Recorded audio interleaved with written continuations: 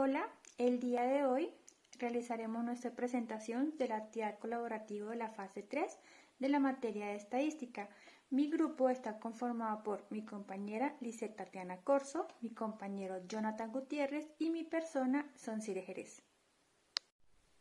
A continuación presentaremos 4 temas cruciales en estadística y probabilidad, donde daremos inicio al tema número 1, que es la distribución de probabilidad de Students.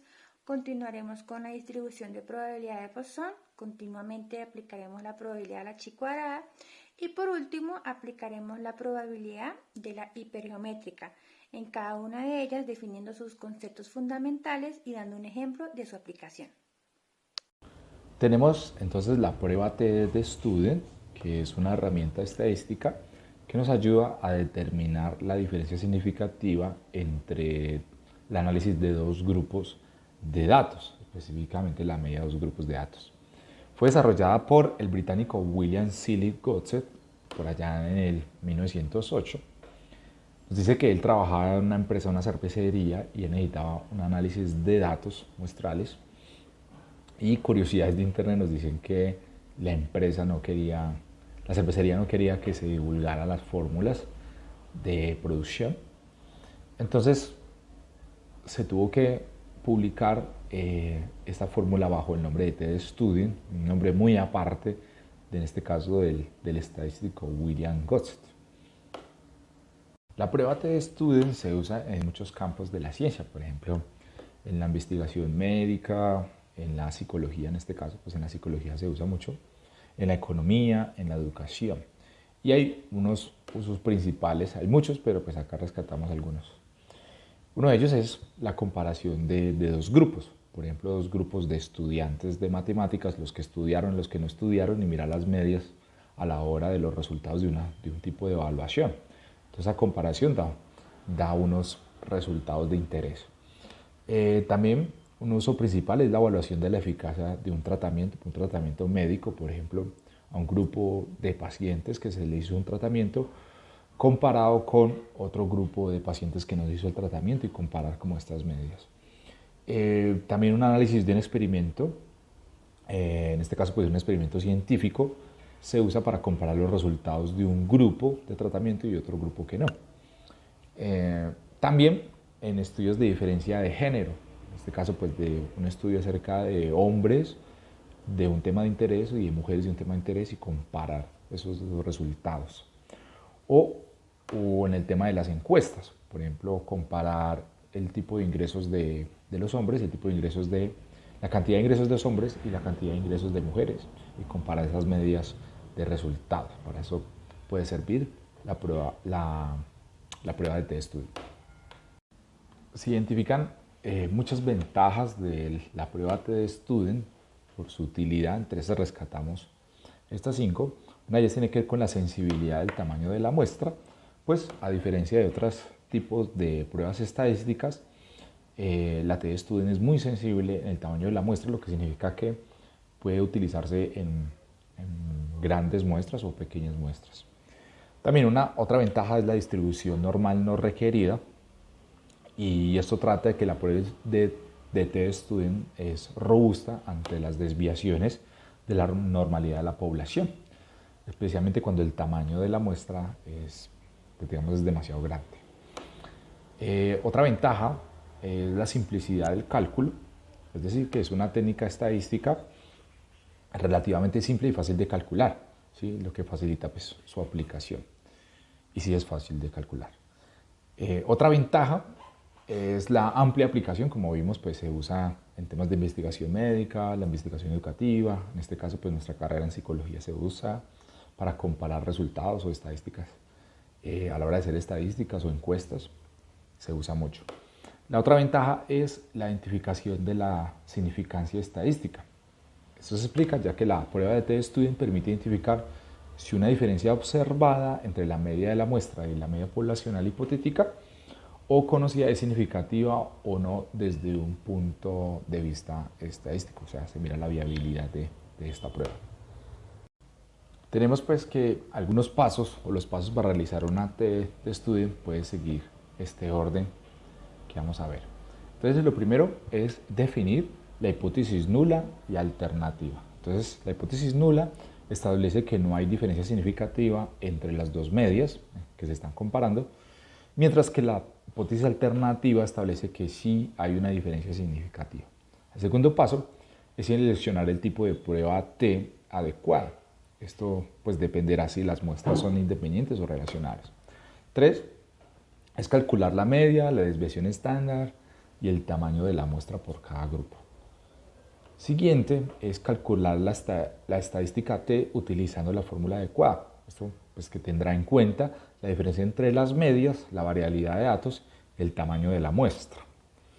Otro paso es determinar el valor crítico de T utilizando lo que se llama la tabla de distribución, las tablas que aprendimos en clase, la tabla de T-Study, y el nivel de significancia deseado, que por lo general todos los libros dicen que es 0.05. Después es comparar el valor calculado de T con el valor crítico de T. Bueno, y si el valor calculado de T es mayor que el valor crítico, se rechaza la hipótesis nula y se acepta la hipótesis alternativa. Ahora, si el valor calculado de T es menor que el valor crítico, no se puede rechazar la hipótesis nula. Bueno, ya se hacen comparando. Y finalmente, pues se interpretan los resultados de manera adecuada y concluir si hay una diferencia significativa entre las dos medias o no, y ya pues se finaliza la prueba de T-Study. Para dar un ejemplo entonces, tenemos que las puntuaciones en un texto que mide la variable creatividad siguen una distribución normal de media de 11.5 en una población general de adolescentes. En un centro escolar que ha implantado un programa de estimulación de la creatividad a una muestra de 30 alumnos, a proporcionar las siguientes puntuaciones y allí en pantalla aparecen las puntuaciones. Y la pregunta es, a un nivel de confianza del 95%, ¿puede afirmarse que el programa es efectivo? Entonces, como siguiendo los pasos anteriores, vemos aquí las hipótesis nula y la hipótesis alternativa. La primera de un 11.5, la segunda mayor, la media mayor a 11.5. Y aquí tenemos la fórmula la cual procedemos a reemplazar. Entonces obtenemos de que la media muestral es de 12.47 y la desviación típica de la muestra es de 5.22, y ya pues sustituyendo todos estos valores en la fórmula anterior obtenemos este resultado. Como el contraste es unilateral, buscamos en la tabla de T-Student con 29 grados de libertad el valor que deja por debajo si una probabilidad es de 0,95 y resulta pues entonces en la tabla que es 1,699, hallándolo pues en la tabla. Sostiene entonces que el valor estadístico es menor que el valor crítico, por consiguiente se acepta que la hipótesis es nula. Y la interpretación sería que no hay evidencia de que el programa sea efectivo. Como tema de trabajo número 2 tenemos la distribución de probabilidad de Poisson, que es un modelo matemático que representa la frecuencia de eventos poco comunes y que se representan dentro de un rango o periodo de tiempo o espacio determinado. Se llama Poisson por el matemático francés Denis Poisson. Este modelo de distribución se emplea en contexto de eventos independientes en un valor de tasa constante con el propósito de calcular la probabilidad de un número determinado de eventos en un intervalo establecido. La distribución de probabilidad de Poisson se calcula con la siguiente fórmula, donde nuestra probabilidad va a ser un valor de x igual a k. Ese valor de k es el número de eventos a promediar.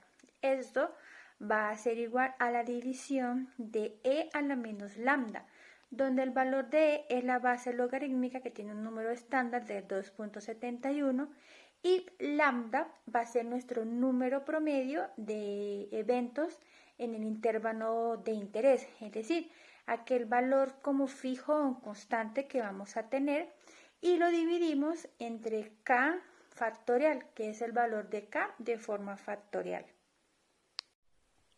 La distribución de probabilidad de Poisson se emplea cuando se identifican o se cumplen unas condiciones. Es decir, número 1, tenemos una variable aleatoria que es el número de veces que ocurre el evento en un intervalo definido. Número 2, tenemos un valor promedio que sería lambda, que es como nuestro valor constante en el intervalo definido, y también se cumple cuando nuestra probabilidad ocurre dentro de ella más de un evento, es decir, que tenemos un evento sucesivo y este se convierte en un infinitesimal despreciable. Para poder calcular la distribución de probabilidad de Poisson en un número de K eventos de un periodo o intervalo definido, simplemente sustituimos nuestros valores identificados tanto de K como de lambda dentro de la fórmula de Poisson. Para una mayor comprensión o entendimiento de cómo se aplica la distribución de probabilidad de Poisson, vamos a trabajar el siguiente ejemplo. Tenemos en la veterinaria de Jorge tenemos aproximadamente un valor de lambda de 4 pacientes por día. Basados en esta información, sabiéndose el número de pacientes, vamos a calcular la distribución de Poisson. Como primer ítem tenemos la opción A que dice la probabilidad de que lleguen 3 pacientes al día. Ahí tenemos que identificar que el intervalo definido sea el mismo entre la pregunta o el ejercicio con la probabilidad solicitada, es decir, ambos nos dicen que el intervalo o valor definido es en un día. Con esa información identificamos nuestro valor de K y nuestro valor de lambda, que en este caso lambda es el valor ya definido en el ejercicio, que es de 4 pacientes por día, y K es nuestro nuevo valor a identificar, es aquel evento o el intervalo que necesitamos promediar. Con esos dos datos hacemos la sustitución directamente en la fórmula de Poisson y obtenemos el siguiente valor que nos dice que tenemos un valor de 0.1953. Ese valor lo llevamos a porcentajes para identificar bien el promedio y nos da un valor de 19.53. ¿Qué quiere decir eso? Que la probabilidad de que lleguen 3 pacientes en un día es del 19,53%. Como siguiente ítems, con el mismo ejercicio tenemos una opción B que nos preguntan la probabilidad de que lleguen 5 pacientes en el mismo día. Entonces, si nos vamos directamente a la distribución de Poisson, hacemos la identificación de que tenemos el intervalo definido que sigue siendo un día. Nuestra variable aleatoria, que es nuestro valor de K, también lo identificamos porque nos está preguntando 5 pacientes en ese transcurso del día. El valor de lambda es nuestro valor constante en este caso que también lo identificamos y con esos dos valores sustituimos nuevamente en la fórmula de Poisson y obtenemos un valor decimal de 0,1563. Ese valor lo multiplicamos por 100 y lo pasamos a un valor de porcentaje que nos indica la probabilidad de que lleguen 5 pacientes en un día es de 15.63%. Así es como se aplica la distribución o probabilidad de Poisson en un momento o rango de intervalos definidos, lo que nos permite identificar esa probabilidad o ese promedio en ese mismo rango. Como tema número 3 vamos a hablar de la prueba chi cuadrado. La prueba chi cuadrado, también conocida prueba x a la 2, determina independencia estadística. Es muy útil y es utilizada en investigaciones y para analizar datos o también para verificar hipótesis. Ustedes se preguntarán cómo se emplea la prueba chi cuadrado. Pues básicamente existen dos maneras. En primer lugar está la prueba de ajuste. Esta se utiliza para analizar el comportamiento de las variables. Y en segundo lugar tenemos la prueba de independencia, que esta se utiliza para determinar la relación entre las variables. Ambas son fundamentales en la teoría estadística de decisiones. Para utilizar la prueba chi cuadrado, los datos deben estar en frecuencia. Se necesita una muestra lo suficientemente grande para validarla y evitar rechazos erróneos de la hipótesis nula. Si llegan a haber datos menores de 5, estos se fusionan. En pantalla vamos a observar 3 aspectos fundamentales a tener en cuenta de nuestra prueba chi cuadrado. Básicamente, esto lo que nos resumen es que chi cuadrado es una función matemática que depende de los grados de libertad, que esta debe ser continua y asimétrica. Su área total debe estar por debajo de la curva o ser igual a 1. Esta es utilizada en pruebas de estadística como ajuste y contingencia para analizar las relaciones que hay entre las variables. Para poder calcular la estadística chi cuadrado, vamos a observar la fórmula que tenemos en pantalla. El símbolo sigma nos indica una sumatoria sobre la expresión fraccionaria y esto nos indica que se realiza desde i igual a 1 hasta i igual a k. Para evaluar la hipótesis nula se va a comparar x cuadrado con x cuadrado crítico. A continuación les voy a presentar un ejemplo para emplear la prueba chi cuadrado. En este ejemplo vamos a evaluar la independencia entre la preferencia por café negro y el género.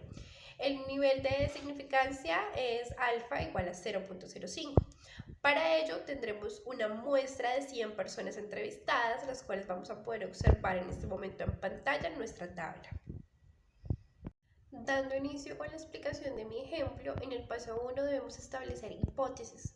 En este caso vamos a asumir que HO es la independencia entre el género y la preferencia por el café negro, mientras que H1 sugiere la relación entre estas mismas.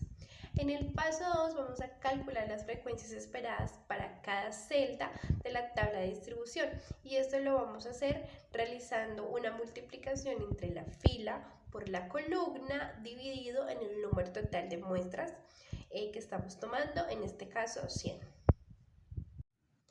Como paso número 3 para nuestro ejemplo, calcularemos el estadístico chi cuadrado para la distribución de acuerdo con la fórmula, es decir, que vamos a sumar todos los términos de la tabla.